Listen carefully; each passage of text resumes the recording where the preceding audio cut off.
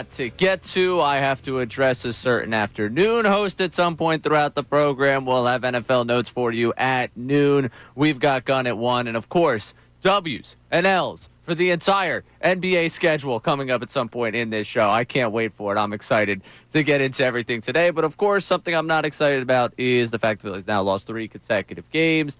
And they lose one to just a pitiful team, really, when we talk about it. I don't think that's sugarcoating it. A team that comes in, on average, winning less than 4 out of 10 games stinks. That Nationals team is bad. They are not a good baseball team. There was someone on these airwaves that said earlier this week, maybe a Kevin Cooney on Tuesday, that maybe they'll sleepwalk through D.C. You can't just count on winning, and I was told that I was nuts for that one. But, hey, maybe they'll rebound and win 3 straight, and all is well in the world. But last night, a couple of things that stick out to me. I want to start first with the Thomson decision-making here because it's something I talked about earlier this week and something that drove me absolutely nuts. Rob Thompson lets Jesus Luzardo go back out there for the 7th. And at that point, he's at 83 pitches. I remember distinctly a number of people throughout the Delaware Valley where there's been 84 pitches for Christopher Sanchez. Wheeler's been at 80-something, even though he never gets taken out at 80-something.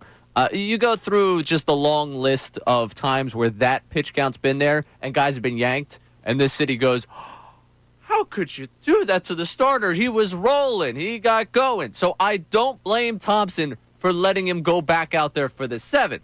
However, I will blame Thomson for exactly what he said he was to blame for after the game. That is, you see the starter that goes back out there for the 7th, walk the first batter. How did you not have someone up and going just ready to go for that 7th just in case? You have a bullpen that you've touted is ready to go. This is a better bullpen. How do we end up with the bases loaded by the time Kerkering gets in? That's more my concern with that. And after the game, Thomson spoke on exactly that. Just the leadoff walk, and then I had Kerkering ready for House. In hindsight, should have been ready for Adams. But Kirk still has stuff, and you handle Adams pretty easily up to that point. And then once he faces Adams and you give him a left-hander, then you got to go Kirk. So it was a rough inning at this point. Love that. It was a rough inning. Thank you, Rob. Didn't see that. Didn't realize it was a rough inning. Obviously a rough inning. You needed to have somebody going up and warming for that 7th inning. Luzardo's been good through 6. There was a walk in the 6th there. You need to have someone ready just in case it blows up like that for you. And to me, that was the big mistake from Thomson there. It's okay to let him go try it, mid-80s pitching-wise, 83 pitches. All right, you want to go back out there for the 7th, but the hook has to be quick there, and it was not quick enough for him in that moment. Defensively, whoever set them up where it wasn't a double play, they were able to turn there on that ball that went back up the middle. That was also ridiculous from last night. But you can get upset with Rob Thompson. I know a lot of you will be with the fact they lose that game. Point blank, you got to just the bat's got to be better. Like, all right, in Cincinnati, I could take it. That's a good pitching staff. You lose 2 or 3 to that team on the road. Everyone was too concerned about whether or not they were going to come into your clubhouse and just take Kyle Schwarber across the way mid-series because they just want to honor him like he's one of their own. Fine. Your bats go silent 2 games there. The Nationals, all right. Lord gets you, and that he has a solid start. All right. Look at the bullpen that you are going up against. Who in the world are some of these people? That's really what I guarantee you. If you were sitting on your couch last night and you're watching the Nationals go reliever, unless you're a diehard baseball fan, you just have the absolute question of who? Who? You're seeing the ERAs of the 3 guys they face before you get to Henry. 633, 628, and a whopping 460. You got to be able to beat bad pitching. And that's where it comes down to for this team. You can't have these starters walking the tightrope. You can't have that bullpen walking the tightrope every night, especially against a bad team. All right, yes, the travel was terrible. Yes, that luxury flight was they had to spend an extra night in Cincinnati, and no one wants to spend an extra night in Cincinnati. I understand that. So they got to the ballpark late. They're throwing off their routine. But scratching across more than 2 runs against that team, you need more than that. And that brings us to what's wrong with this lineup right now. Big picture, across the way, we've seen them pick up the power since the beginning of July. That's good. What have they sacrificed in that time? The approach that all of you wanted them to have. They are chasing more. They're not walking as much as they did. The problems that you had with this team coming into this season have started to rear their ugly heads again with the way they're approaching. You can love the home runs, but you also have to realize the downside of it. This is not something that I'm necessarily against the way they go with this approach, because this is the way these guys are best known to hit. But it's something that you have to know that's happening right now, and something that we've talked about a number of times. And that brings me to the actual individual problems here. I'll start with one that I think is going to be solved pretty soon. That's third base. Third base right now, in terms of the production you're getting from a corner infield spot, is next to non-existent. And we talked about this last week, I think, when it came to Edmundo Sosa. When he starts at second base, he's facing almost exclusively left-handed pitching. His numbers are absurd in a good way. When he starts at third base, he's starting because they need someone to start at third base, and it's almost exclusively against right-handed pitching, and his numbers are absurd in a bad way.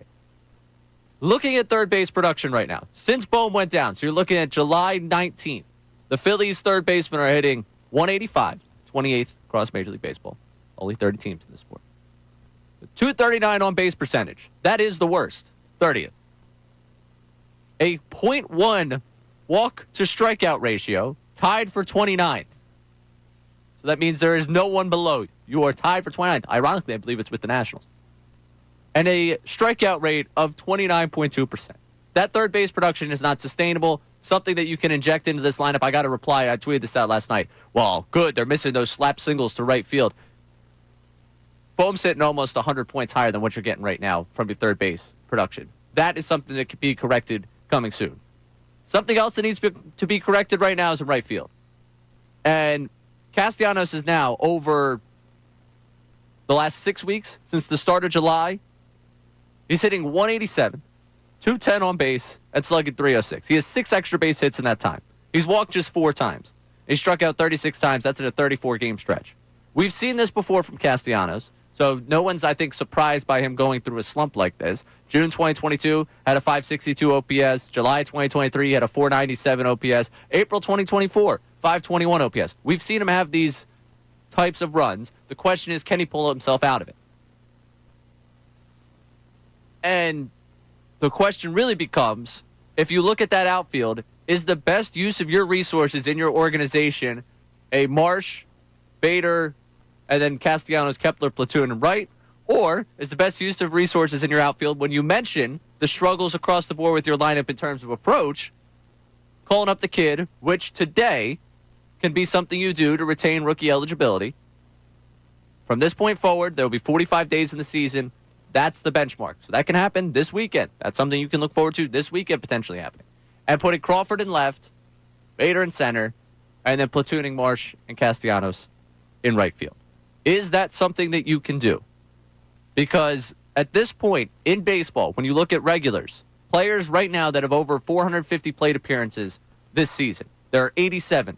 Castellanos is one of those players. He's 77th in OPS. And if you want to go down the list of names, it's a lot of guys who are having underwhelming seasons, and some guys that you may never have, you don't really acknowledge as, oh yeah, that guy's, yeah, he is an everyday guy. Oof. That's tough for that team. The one thing that concerns me more than anything else with him right now is when you look at the bat speed year over year, it's continuing to drop. 22nd percentile in baseball.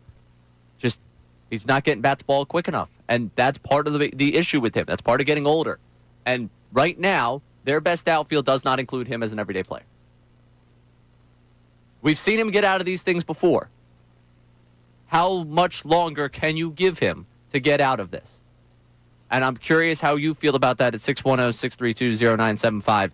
And also, as we look at what's going on with this team and some of the decisions that were made last night for this team specifically, there was one thing I hated. One thing I hated in that ninth inning. And I know a lot of you old heads absolutely loved it. Coming up, we'll break that down. And later this hour, they're going to the 6-man rotation. Right decision? And a question I heard on the morning show about that 6-man rotation, about the man returning to the rotation. We got a lot of Phillies coming up for you here in the 10 o'clock hour. Brendan Gunn producing the show. I'm Ray Dunn. Take you through middays here on 97.5 The Fanatic. The summer's here, and you know what that means.